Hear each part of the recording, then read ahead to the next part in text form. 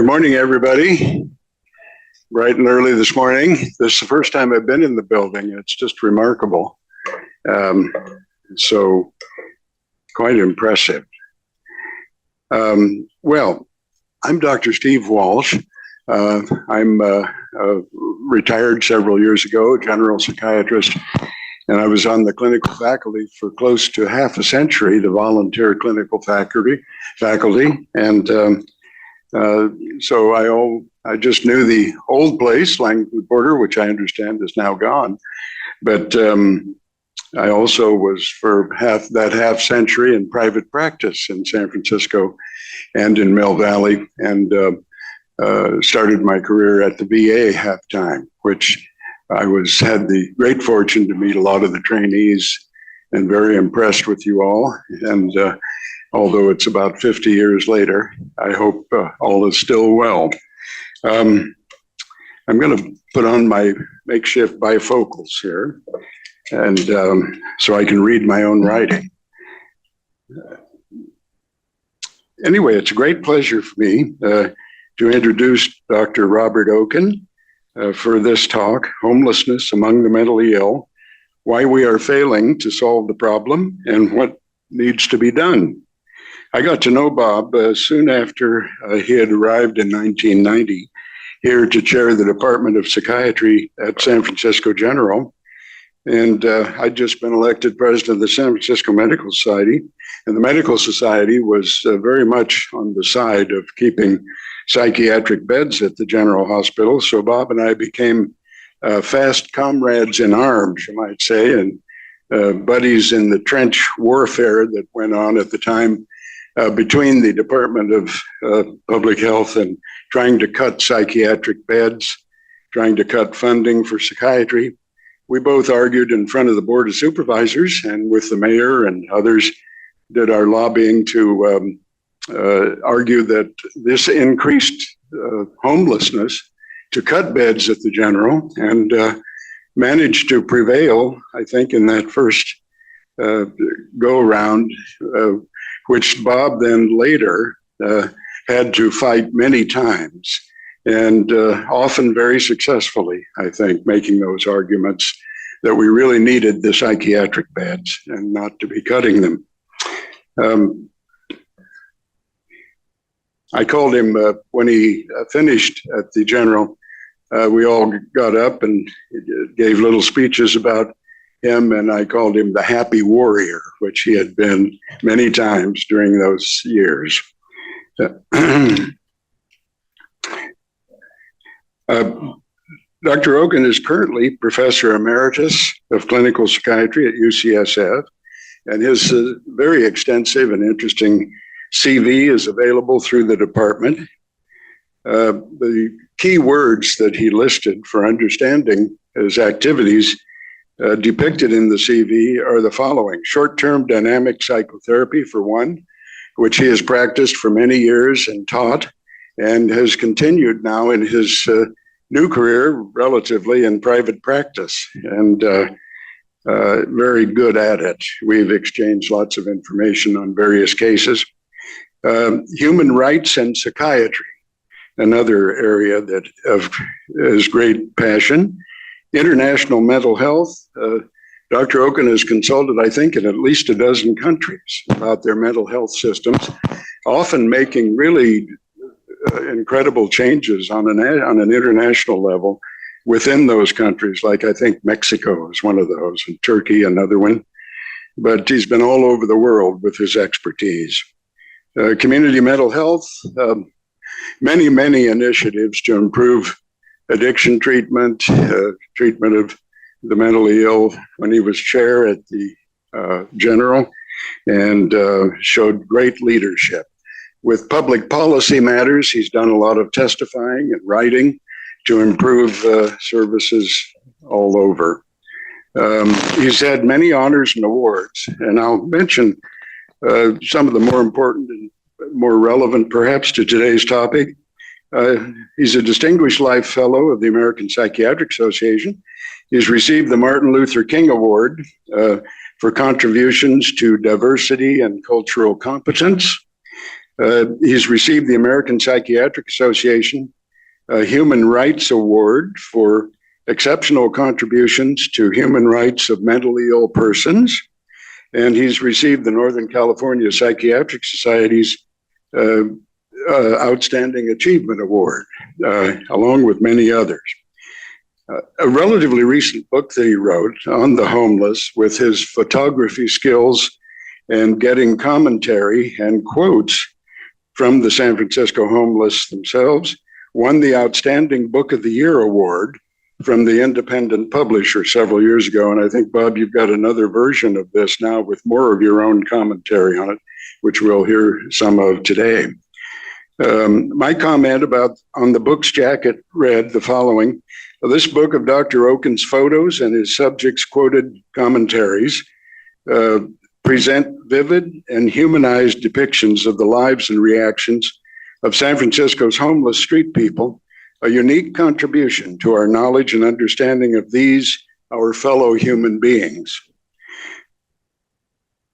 I can think of no other psychiatrist who has so deeply involved himself in the direct care of the mentally ill, in teaching students and residents, in mentoring colleagues, and in policy matters that have improved our systems of care locally, nationally, and internationally over Dr. Okin's several decades as a community-oriented psychiatrist. Dr. Okin simply has no peer in his passionate and sustained involvement in all of these endeavors during this remarkably activist and exemplary career. And I think that's an understatement, knowing fully what he's done. So, Dr. Bob Okin.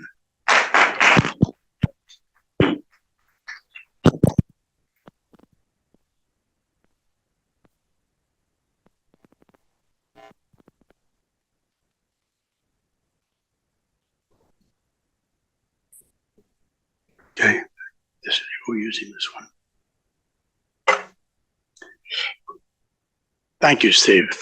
I really appreciate those words. So after I retired from my position as chief at SFGH, I had a chance encounter that was to change my professional life for the next 2 years. As I was walking to my car in San Francisco one rainy night, I saw a little woman kind of curled up on the sidewalk, trying to keep dry. And for weeks afterwards, I was kind of haunted by her memory. I just couldn't imagine how she and others like her were able to face the elements night after night, day after day. So I decided to spend some time on the street asking homeless people if they would talk to me about their lives. I wanted to get a deeper and more visceral understanding of how people became homeless, how they dealt with their homelessness, and the harshness of the streets, why they can't seem to get off the streets, why the problem of homelessness hasn't been solved despite all the publicity and hand-wringing. And I wanted to know what it really needed to get solved. I wanted to understand how these people coped day after day, night after night, bearing the stresses, the grime, the violence, the illnesses, and the extreme deprivations of living on the streets. I wanted to know how they managed with no bathrooms, no food, no place to sleep. But I also wanted to know what they thought about, with so much empty time on their hands, what their joys and regrets were, and whether they had any vision for their lives beyond just pushing their carts around the streets. I wanted to know what they were like as human beings beyond their carts and their rags and tin cups and sometimes strange behaviors. I wanted to understand, I guess, what it was like to live in their skin, walk in their shoes. And I wanted to know, I guess fundamentally, I wanted to know what we had in common as human beings, not just the ways that we're different. The ways that we're different, you can see right off when you pass someone. But to find out what you have in common, you need to get to know the person as a person. But as I listened to the power of their stories, I was so moved and intrigued by them that I decided they needed to be shared with a larger audience. I asked if they would be willing to have me record and also photograph them. And I say photograph because their faces told me things about their lives that I just couldn't get from their words. And I wanted to record this. And sometimes you could see their suffering etched in their faces. Whatever their words might say, you could see it in their faces. And it sometimes expressed more than their words conveyed. I guess I wanted to give the public an intimate view of these people. By giving them a voice in the public domain, by conveying the human face of these people, I hoped I could share the essential humanity as a counterweight to the fear, hostility, blame, and censure with which they're generally seen and treated. I incorporated the results of about 60 or more conversations into a book that primarily consisted of photographs and transcribed first-person narratives. You know, when I first started doing this, I would come home and write out what people told me, but it was clear to me I just couldn't get the voice. You know, I couldn't get the tonality. So I asked people if I could record them, thinking that everybody would turn me down. And then when I asked if I could photograph them, you know, the long lens of the camera between us, you know, they were incredibly generous and really allowed me to do this. So I was, so the first edition just really was a compilation of these first-person narratives and photographs with some commentary, but mostly that. The second edition, which has just come out, I really wanted to talk about the causes and solutions to the problem as I saw them and got to know them, these people. So I was surprised by several things when I first started talking to people. First, I have to confess, I was incredibly anxious going up to the first person and making the ask. In fact, I remember I was kind of tracking the person for about a half an hour, trying to work up the courage to actually approach him. Well, you know, what turned out was, you know, even though I was sure that people would view me as weird and would interpret my interest in them as insulting, as kind of coming from a voyeuristic curiosity about just what a mess they had made of their lives. I mean, that's what I thought they would think. That they would just reject my request out of turn. Moreover, I was now the outsider on their turf with none of the authority of being a doctor in a hospital. I clearly didn't belong there. And I have to say that this gave me a small taste of what it was like to be the other, the outsider, of not fitting in, of being different. And, you know, they live with this every minute of every day. And I was just getting it, you know, in small doses. But it was very disturbing to me on some primal level, feeling like the outsider. And also now I was the supplicant. I was the one who was asking them for something rather than, you know, the usual situation, which was the other way around. In a way, I was the one who had the tin cup and they could either, you know, say yes or say no.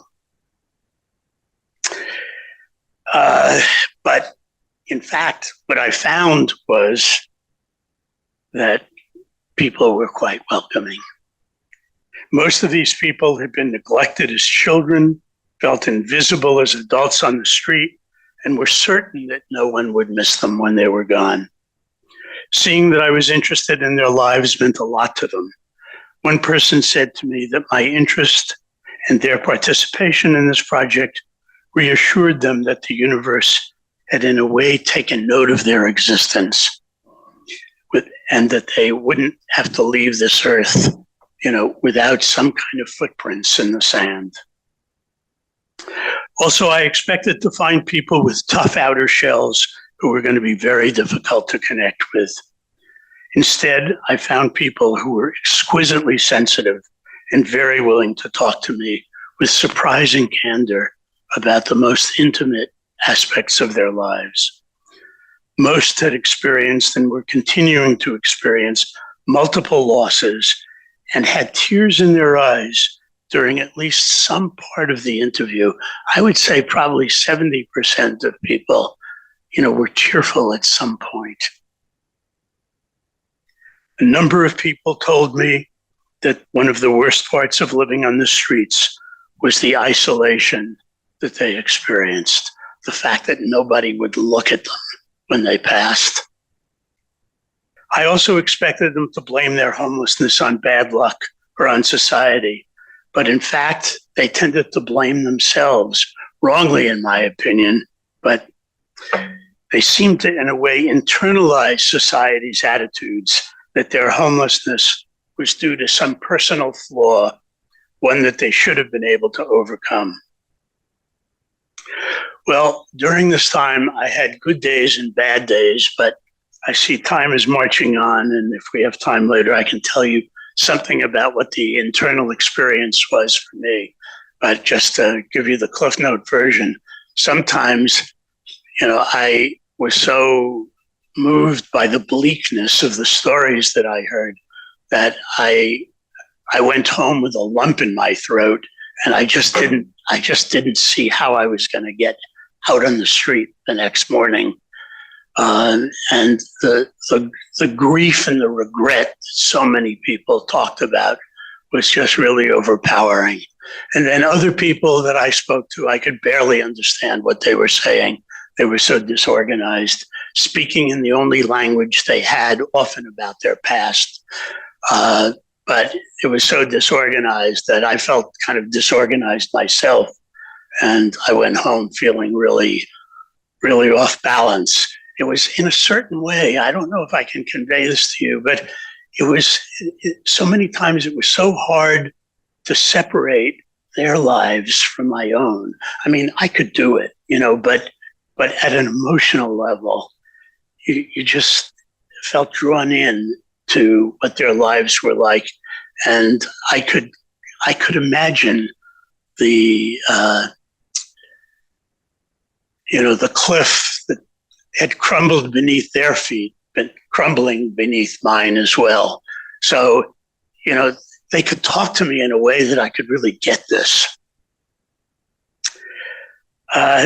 Turning to the causes of homelessness among people with mental illness.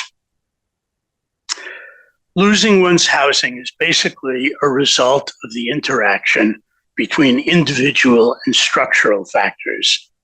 Individual factors like childhood adversity, mental illness, and substance abuse explain who ends up homeless, because these are people who never had a fighting chance from almost the moment of their birth.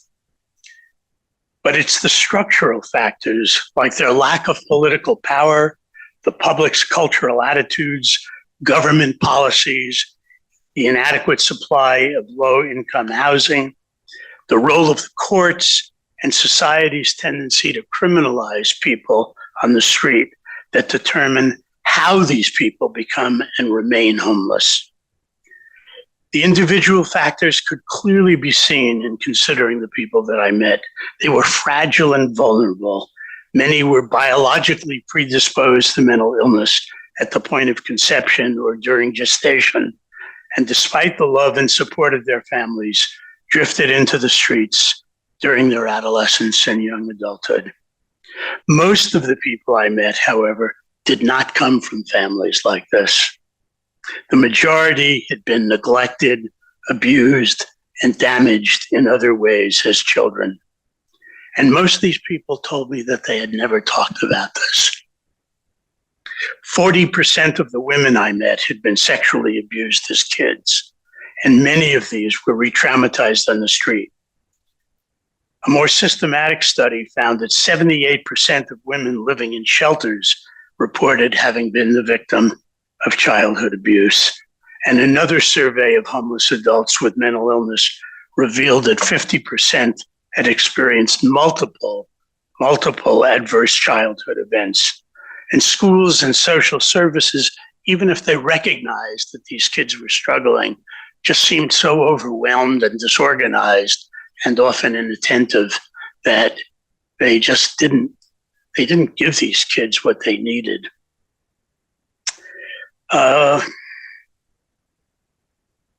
Many of them dealt with the pain of their early childhoods by starting to use drugs early in adolescence. They fell behind in school and came into adulthood with no employable skills.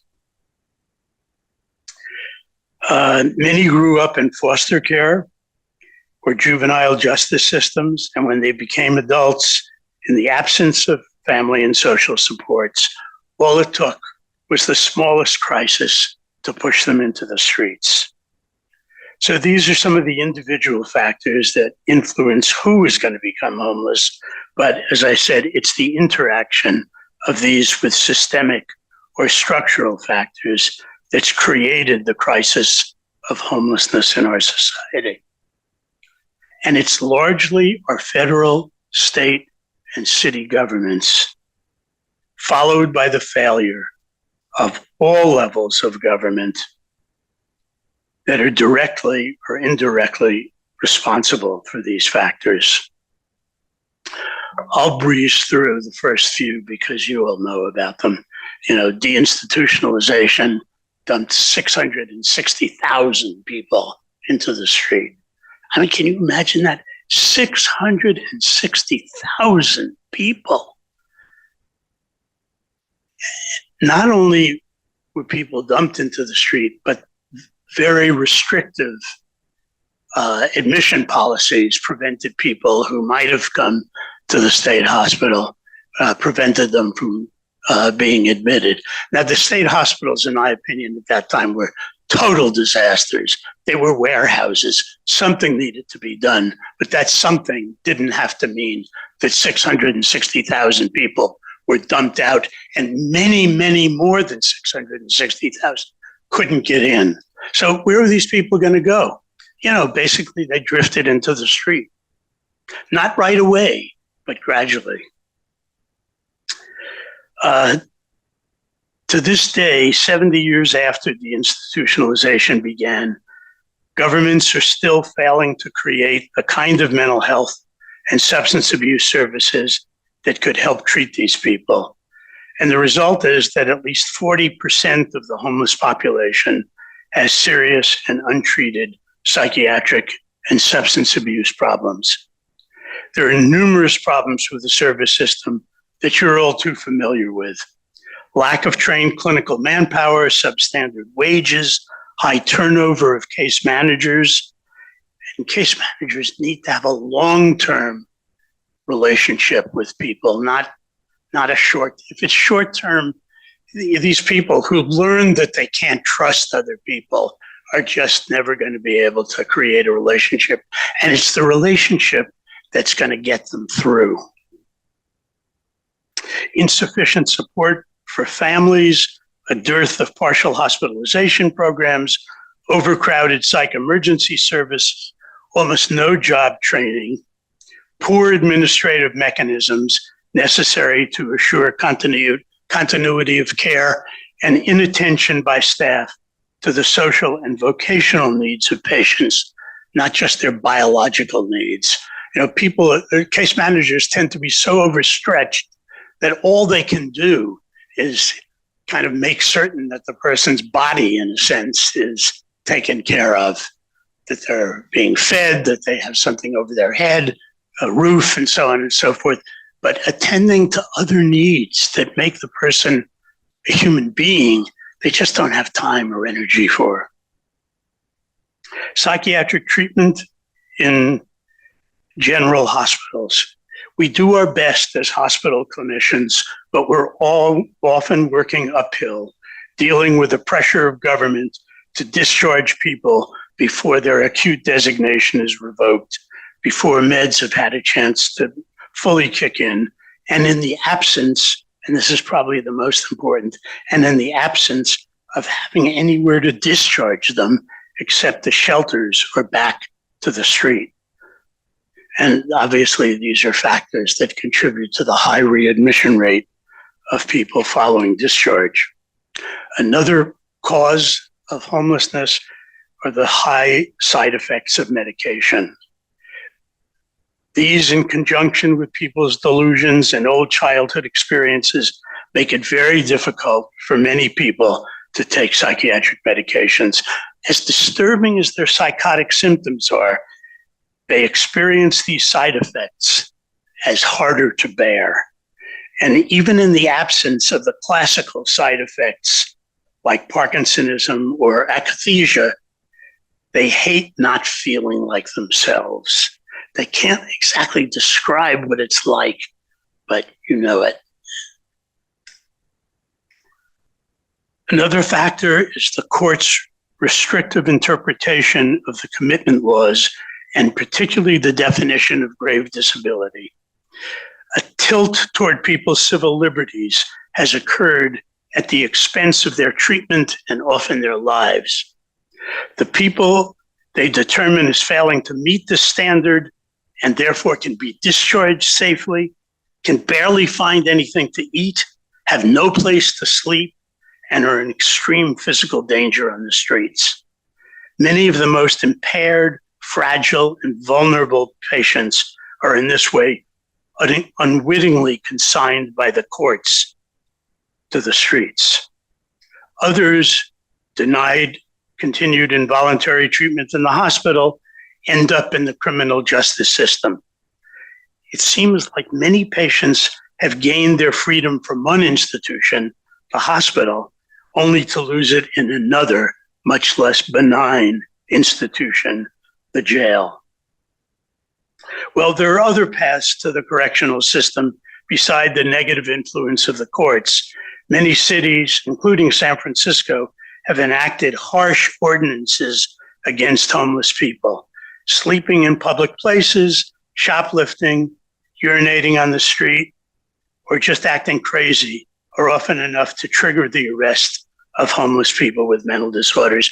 I remember I was sitting on a sidewalk talking to a woman a few years ago on a Sunday. A police officer came by and said, "You got to get up." "Why do I have to get up?" "Well, you're not allowed to sit on the sidewalk." "Why not?" "Well, what he said was, it's an impasse. People won't be able to get by. The sidewalk was huge. There was no way that people couldn't get by.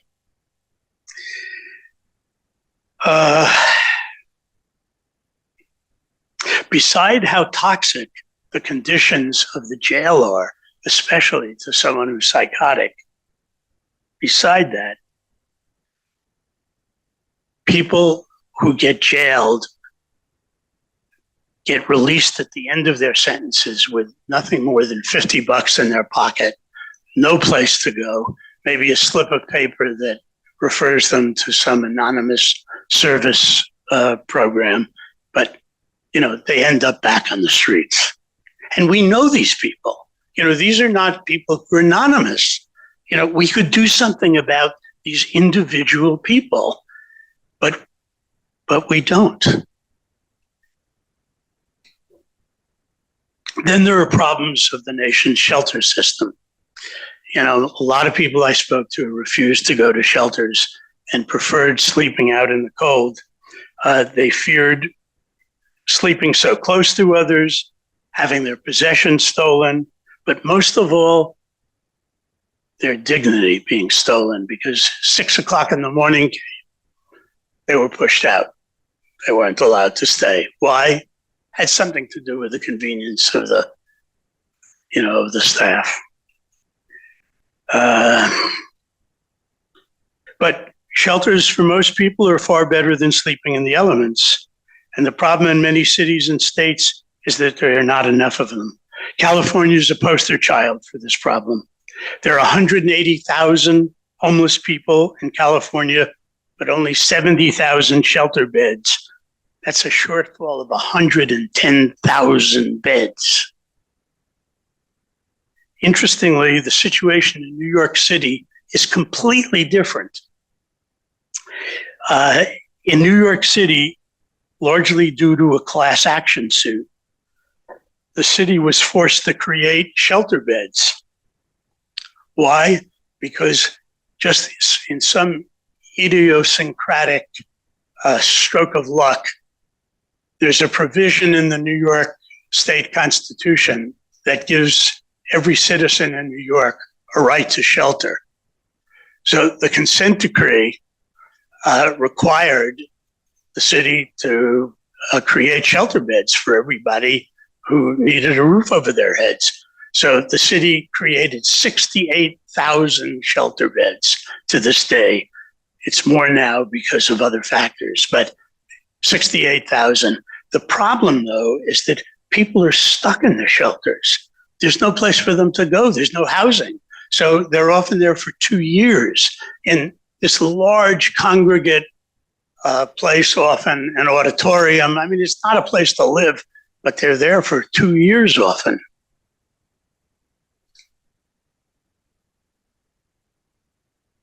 It's hard to overstate the impact of the federal government on the creation of homelessness. For this level of government has created a so-called safety net, basically Medicaid, Medicare, SSI, food stamps, and housing services, that's so poorly funded, so full of holes, that people are consigned to a fate of poverty all their lives. Hundreds of thousands of families are living with food insecurity. Their access to Section 8 housing is limited, and large numbers of people have to wait years on a housing list before they finally get something. A barely recognized but very important part of the reason that we've barely made a dent in solving the problem of homelessness is rooted in our taxation system. Let me just pause here for a moment. When one sees people on the street, and particularly as psychiatrists, we tend to see certain problems that lead to homelessness, but it's often hard to see what underlies these problems. We see the phenotype, but it's hard to get the genotype. The problem with our taxation system, I would say in a word, is the failure to graduate it enough. This has led, or certainly perpetuated, the large disparity of wealth in society, in which, despite our moaning and groaning on April 15th, we get to keep the majority of what we make. A system in which 1% of US households holds 155 times more wealth than the bottom 50% combined inevitably means that the poorest sector of society is left with almost nothing. And the most vulnerable of this sector, often people with mental illness, slip into the streets when faced with the smallest reverse. This situation almost guarantees that homelessness will continue and continue to be an enduring feature of the American landscape, especially because housing in this society is considered a privilege, not a right. It could be argued that the homeless mentally ill are the most extreme and visible casualties of this vastly unequal distribution of wealth, and will remain so unless and until there's a reform in our taxation structures. Although we've come to accept and justify this situation as part of the natural order of things, the fact is that there's nothing natural about it. It's the result of our consensus that people should be allowed to keep pretty much what they earn, notwithstanding the impact on the poorest part of the population. And to compound this problem is the estate tax exemptions that under the last administration increased to $11 million per individual. So the income tax structure allows a small group of people to retain a huge and disproportionate share of the money they make. But the estate tax allows them to perpetuate their extreme economic advantage into future generations, guaranteeing that their descendants will have access to this advantage, often through no efforts or talents of their own, and leaving many others behind the starting line. This group of people have nothing to pass on to their descendants but their poverty. When we pass them by, we conveniently ignore the obvious inequalities they face and instead tend to blame them for their poverty and their symptoms, allowing us to justify a refusal to help them.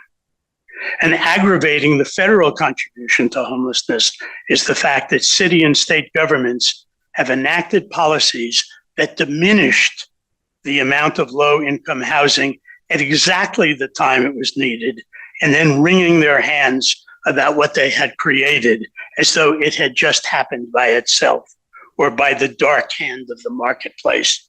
But however convenient it might be to blame anonymous forces, it's not the way it goes. I mean, these forces didn't just happen.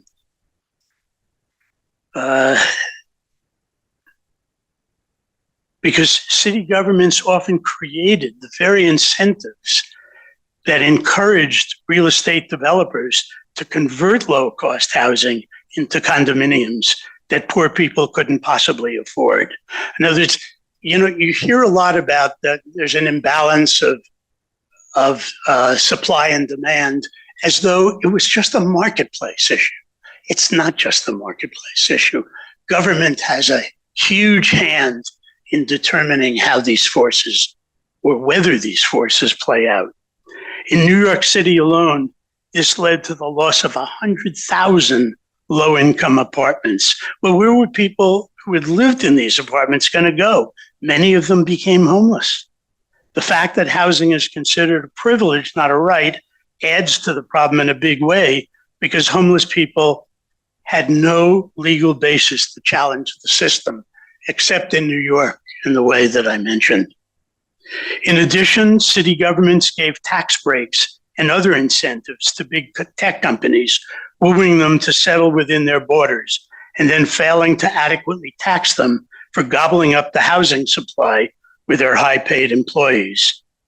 The demand for housing in these cities predictably increased, and with it, a dramatic escalation of rents, which in turn displaced low-salary renters out of the market. In many cases, city governments contributed to the inadequate supply of low-cost housing by creating land use ordinances and so much red tape that developers were discouraged from creating this form of housing.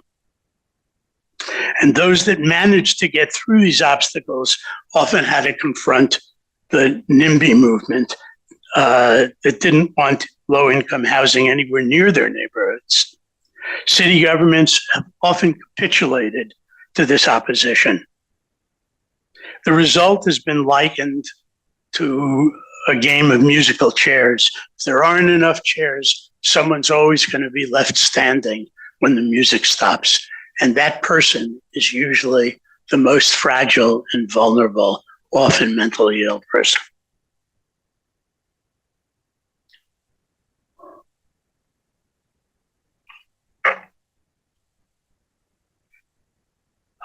Just a word about my own experience of how cities increase the number of homeless people.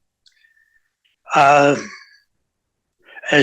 Steve mentioned, when I was chief, all during the time I was chief, the Department of Public Health tried and lobbied to cut about half of our acute psychiatric beds at exactly the time when we needed them most. And I spent a lot of time fighting off these attempts and was successful, until I left.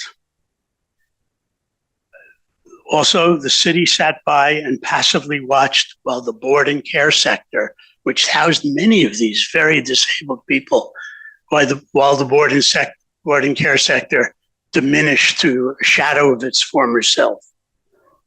Third, the city for years has failed to buy an adequate supply of L facility beds, which meant that patients at the general became decertified, were stuck in hospital beds, which put more pressure on psychiatrists to move people out into the streets. I mean, what were they going to do? Fourthly, the mayor came out against Proposition C that taxes the richest companies in San Francisco and will generate $300 million that would house about 10,000 people. Her rationale, disputed by the city controller, by the way, was that it would drive rich businesses out of the city. So those are just 4 examples of how city politics really increases homelessness, at a time when that's the right hand. The left hand is trying to do something about it, but the right hand keeps creating policies that ensure that people are going to slip into the streets.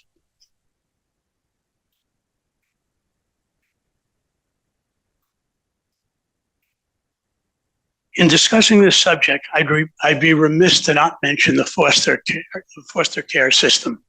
Many of the people that I met, maybe half, had been in the foster care system. They were graduates of the foster care system, as it were. But these kids who were traumatized often from birth, within their families, and then traumatized again by being ripped out of their families into a strange family, and then often re-traumatized again by their new families.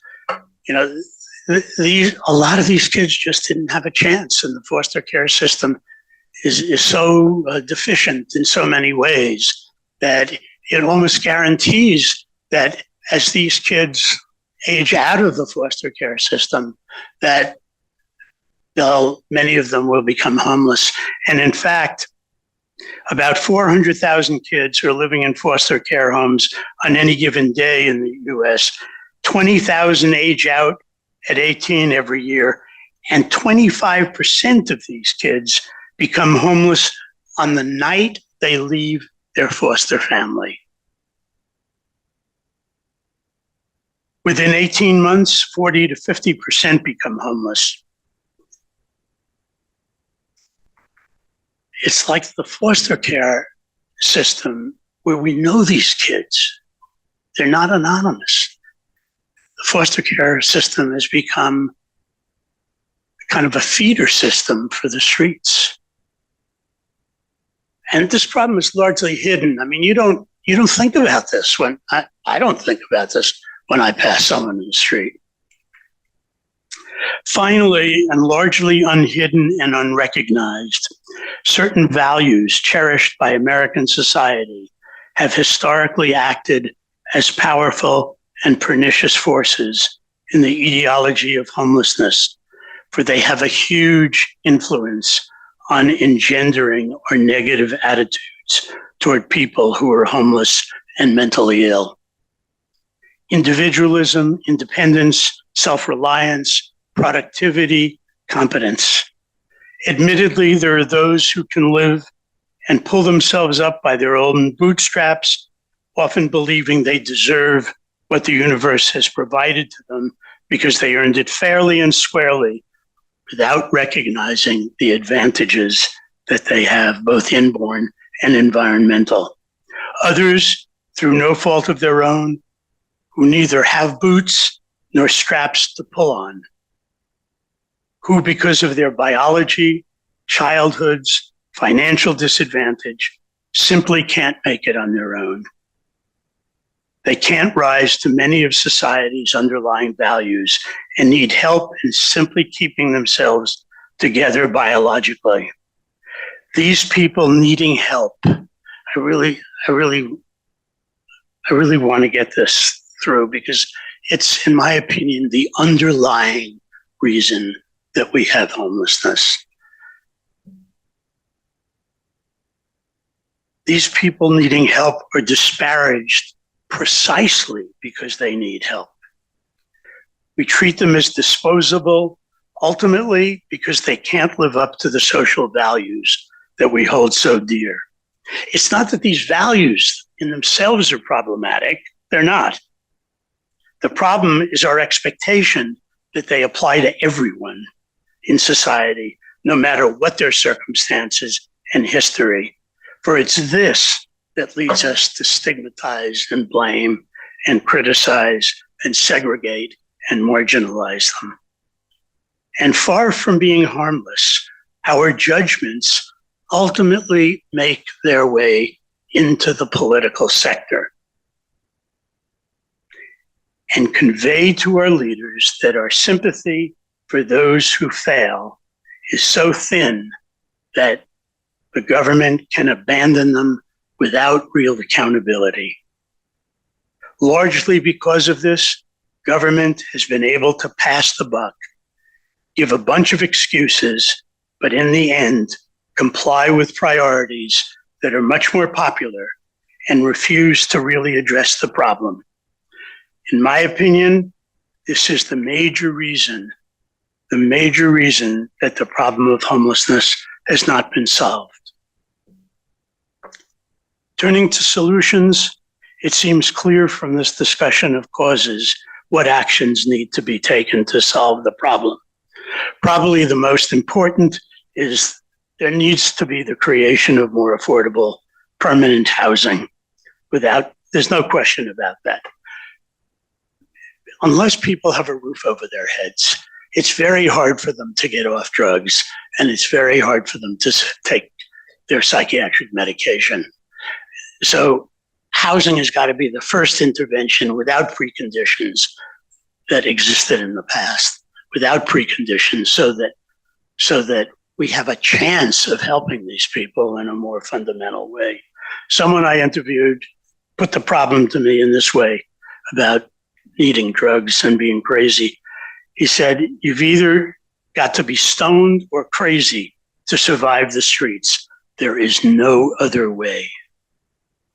Second, the criteria for grave disability needs to be reformed to force the courts to be more sensible in their judgments. Third, and at the very least, government needs to stop adding to the problem of homelessness. It needs to stop encouraging those market forces that aggravate the supply and demand ratio. So, once I mentioned before, seducing businesses to enter the city when the city barely has enough housing for the people that live there. It needs to stop encouraging the conversion of low-cost housing to condominiums and so on and so forth. Fourth, governments need to prevent very poor, fragile people from becoming homeless in the first place.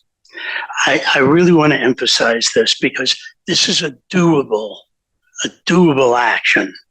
They can do this by providing housing vouchers, creating rent controls, prohibiting no-fault evictions, giving economically vulnerable people financial support to tide them over when they're at risk of losing their housing because of some economic reverse. It is twice as expensive it's twice as expensive to leave someone homeless as it is to pull them out of homelessness. It costs about $40,000 to $50,000 to keep someone homeless. It costs about $20,000 or $25,000 to give them housing and treatment. Why is not this kind of ratio not visible? And why is it hard to appreciate just how expensive homelessness is for all of us? It's that its costs are generally not visible because they're buried in the budgets of many departments, ambulances, hospitals, courts, jails, DPW, and so on. You can't aggregate these costs unless you're a researcher and really go out to do it. But when you do aggregate them, it comes out to a huge amount of money. You know, DPW in San Francisco that picks up 120,000 discarded needles from the streets every year and scrapes feces off the sidewalks cost the Department of Public Works over $30 million annually. I mean, this is not cheap. It's not cheap to just let people be homeless. Fifth, governments at all levels need to stop pressuring hospitals and psychiatrists to discharge patients prematurely. Sixth, we've got to stop criminalizing homelessness. If we put people in jail, they'll just be back on the street. We'll have accomplished nothing. Seventh, at this point in time, we may not be able to prevent schizophrenia, but we can reduce the number of casualties of childhood adversity by investing in the institutions that are, in theory, responsible for helping them, so that we can at least do something about the large number of kids who become homeless on the night they age out of the foster care system. Eighth, and as banal as it might seem, but this is at the root of the problem, we've got to encourage the public to re-examine its attitudes toward these people and remember that it's largely terrible luck that brought them to their needs. We've got to remember that the childhood circumstances that set so many people up for homelessness and the financial circumstances that beat them down as adults, we need to remember that once people become homeless, it's almost impossible for them to pull themselves off the street without the government's help. We've got to remember that beyond their rags, tin cups, and strange behaviors, they're human beings, more like us than different. Had the deck of cards, and I thought this so many times when I was on the street, had the deck of cards been dealt in another way, we could just as well be in their shoes and they in ours. And the reason this is important is because if we could see the commonalities beneath the kind of phenotypical stigmata of poverty and mental illness, we'd feel more connected to them. Perhaps we'd be willing to speak out and hold our governments responsible for solving the problem. In summary, the solutions seem obvious. The question is whether they're realistic and how to make them realistic. My own conclusion is a bit nuanced. I don't think the problem is going to be solved anytime soon. Why? Because the deeper forces underlying the problem are likely to persist. Our cultural values, the disdain that too many people feel for this population, the extreme concentration of wealth in this society, the public and political resistance that exists to changing our taxation policies, the fact that there's so much neglect and abuse in this society, and that we do so little as a nation to pick up the casualties, the persistence of the drug epidemic, and the fact that housing is considered a privilege. But even if we're not close to actually solving the problem, I think there are reasons for optimism that something substantial can and will be done to make a dent in it. First, for the most part, this is a problem that's eminently solvable. Its persistence is not entirely related to ignorance. In fact, there are some dramatic examples that the problem can be solved if government puts a focus on it. And these examples are really important because they give the lie to all the pessimism that this is an unsolvable problem. So during the Obama administration, the government, largely embarrassed by its VA hospital crisis, really tried to get VA vets off the street. And within about 8 years, it reduced the number of homeless vets by 40%. I mean, can you imagine 40% in a very short period of time just by putting a focus on it? The city of Houston in Texas, of all places, was able to reduce the number of chronic homeless people who were largely mentally ill by 62% in about a half a decade by getting providers together, by focusing their resources, by making it their highest priority. That's what you need to do to deal with this crisis. So it can be done. The second reason I believe that there's a reason for optimism is that there's now enough political pressure, and that we in California at least have a real chance at making a dent in the problem. That is to say, so let me be specific. California's enactment of Proposition 1, though a squeaker, demonstrates that a majority of voters have had enough of the problem. Are you all familiar with Proposition 1? Basically, it provides for the creation of a $6.4 billion bond to increase housing and services and manpower for people who are homeless. It also does other things, but you can read about it. Clearly, there were enough people on both sides of the political spectrum that wanted this problem solved. There's finally enough political pressure that will allow or force the government to take action. Some people want a solution out of genuine empathy for these people, but we can't rely on that sector for political action. It's got to be broader than that. Others wanted it because they just wanted these people to go away. They wanted them to disappear. Well, okay, that's fine. I'll take them as an ally in the political process. The problem has finally reached the point in which an increasing number of people, whatever their beliefs, feel that their own lives are being affected when they see homeless people everywhere they walk. If California can make a dent in the problem and create scalable solutions, I believe it will inspire other states to follow suit. Fortunately, we live in a democracy, however fragile it seems right now. We've got to continue to use it to force change. We've got to recognize that the government is not some abstract entity. Government is us, and ultimately will respond to our pressure, even if slowly and imperfectly, our will, our priorities, but also our prejudices. When we as citizens exert political pressure on government to solve the problem of homelessness, it will respond, but not until then. And if we fail to hold them accountable, if we wait for the next guy to advocate for a solution, our political leaders will interpret our silence as consent for their current policies, and we'll be living with homelessness for the next 100 years and have no one but ourselves to blame.